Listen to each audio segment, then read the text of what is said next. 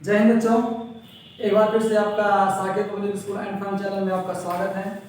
मैं शिवचरण यादव। आज मैं आपके सामने एक नया लेक्चर लेके आया हूँ जिसका क्लास 9 का जो आपका एक्सरसाइज का है 1.5 में पहला क्वेश्चन इस पर है, इसमें से कौन सा आपका परिमेय है और कौन सा अपरिमेय है। जैसा कि परिमेय और अपरिमेय का आपका जो डेफिनेशन परिभाषा होता है आप जानते हैं, जिसे P बाई क्यू के रूप में राइट में लिखा जा सके वो क्या कहलाता है, परिमेय कहलाता है। लेकिन इस कंडीशन में Q नॉट इक्वल टू 0 अर्थात P बाई 0 नहीं होना चाहिए। और जिसे हम P बाई क्यू के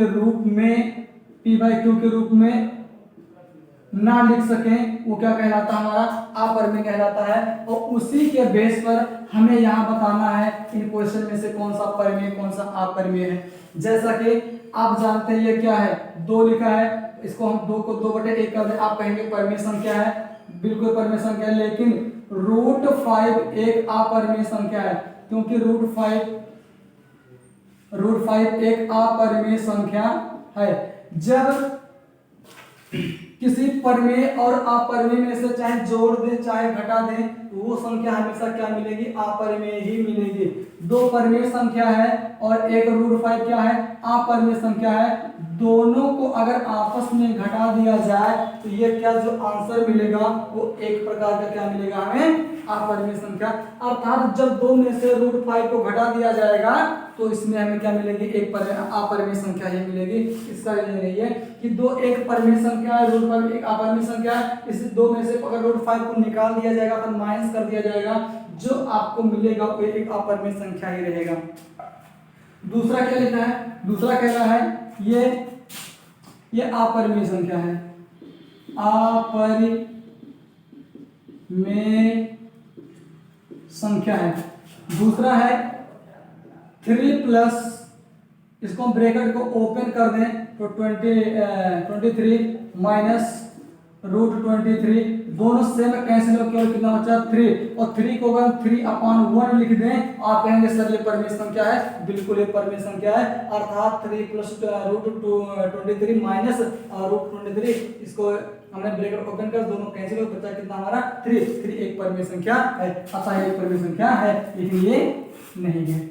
इसी प्रकार तीसरा देख लेते हैं, √7 कैंसिल हो गया, आपका क्या हो गया, ये होगा 2/7। आप भी कहेंगे क्या, इसे P बाई क्यू के फॉर्म में हो गया ना, जो P बाई क्यू के रूप में हो गया वो हमारी क्या होती है, परिमेय संख्या होती है, इसलिए भी क्या परिमेय संख्या है। अब आप कहेंगे ये क्या है, 1/√2 है, या एक काम कर सकते हैं इसमें √2 का वैल्यू, ठीक है, √2 का वैल्यू होता है कितना 1.414 डॉट डॉट 10414 डॉट डॉट करके होता है। ये कंटीन्यूअस कटेगा नहीं, इसलिए ऐसे परिमेय संख्याएं क्या होती हैं, अपरिमेय होती हैं। अगर ऐसे आप लिख देंगे क्या है, √2 एक अपरिमेय संख्या, इसलिए अगर 1 में हम √2 से भाग करेंगे तो क्या मिलेगी, एक अपरिमेय संख्या मिलेगी, इसलिए हमारी क्या है, एक अपरिमेय संख्या ए भी है। अब देखिए ये 2 पाई है, 2 पाई का मतलब आप कहेंगे 2 एक परिमेय संख्या, लेकिन पाई एक क्या है, परिमेय संख्या नहीं है, पाई एक अपरिमेय है। लेकिन परिमेय देखिए सिंबल है, ये क्या है, एक चिन्ह है, इसलिए अब ऐसा में हम अपना तर्क दे सकते हैं कि अगर हम कहते हैं वह संख्या जिसे P/Q के रूप में लिख सके तो क्या कहलाती है, परिमेय संख्या कहलाती है। लेकिन आप ये देखिए जो पाई हमारा एक चिन्ह है, ऐसा कह सकते हैं पाई एक चिन्ह है, इसलिए इसको अपरिमेय संख्या नहीं होगी। लेकिन पाई का वैल्यू कहीं कहीं 22/7 होता है, कहीं 3.14 लिया जाता है, और कहीं टेग्नोमेट्री चलेंगे 180 डिग्री लिया जाता है। तो इस पाई का वैल्यू को एक फिक्स मान ना होने के कारण इसलिए इसको किस कैटेगरी में रख दिया गया है, अपरिमेय की कैटेगरी में रख दिया गया है, इसलिए हमारा क्या है, एक ये अपरिमेय संख्या है। तो इस प्रकार से हमारा पहला क्वेश्चन क्या होता है, समाप्त होता है। अब हम बढ़ेंगे सीधे सेकंड क्वेश्चन पर। सेकंड क्वेश्चन हमारा अगला क्या है,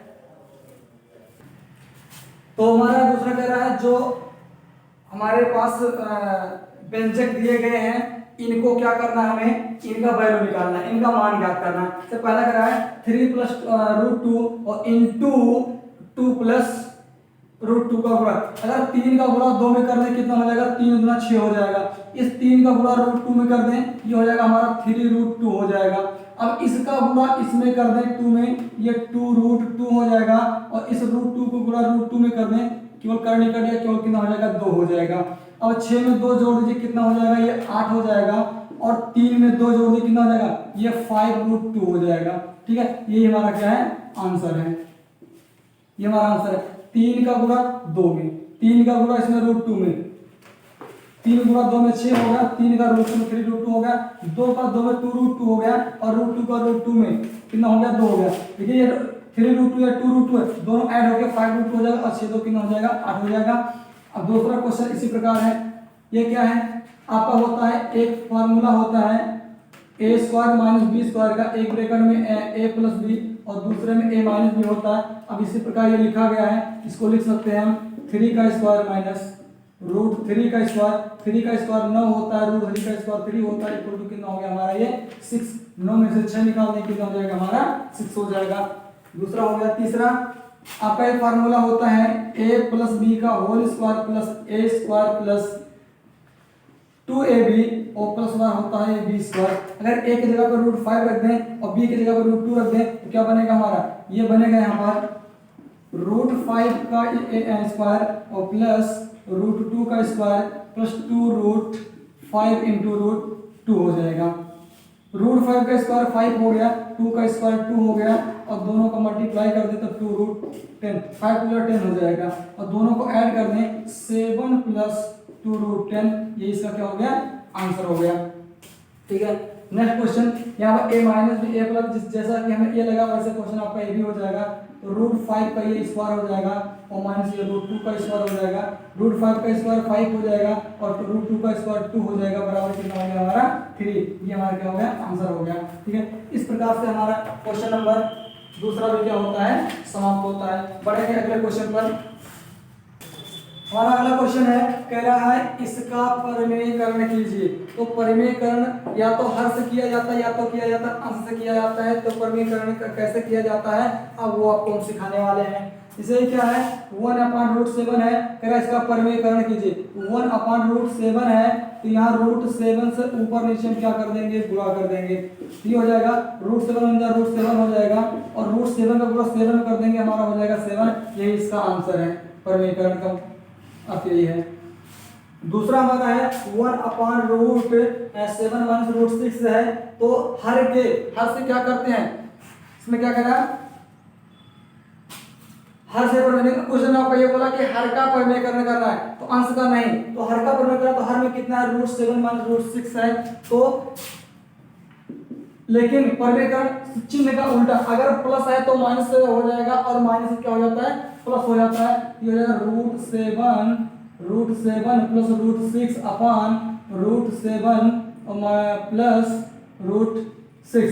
अंश का अंश में मल्टीप्लाई कर देंगे और हर का हर में इसका मल्टीप्लाई हो जाएगा, तो √7 और प्लस √6 हो जाएगा। ये हो जाएगा हमारा √7 का स्क्वायर माइनस √6 का स्क्वायर, तो ये हो जाएगा √7 और प्लस √6, ये 7 - 6 हो जाएगा, अर्थात जो हमारा आंसर हो जाएगा √7 प्लस √6/1 हो जाएगा।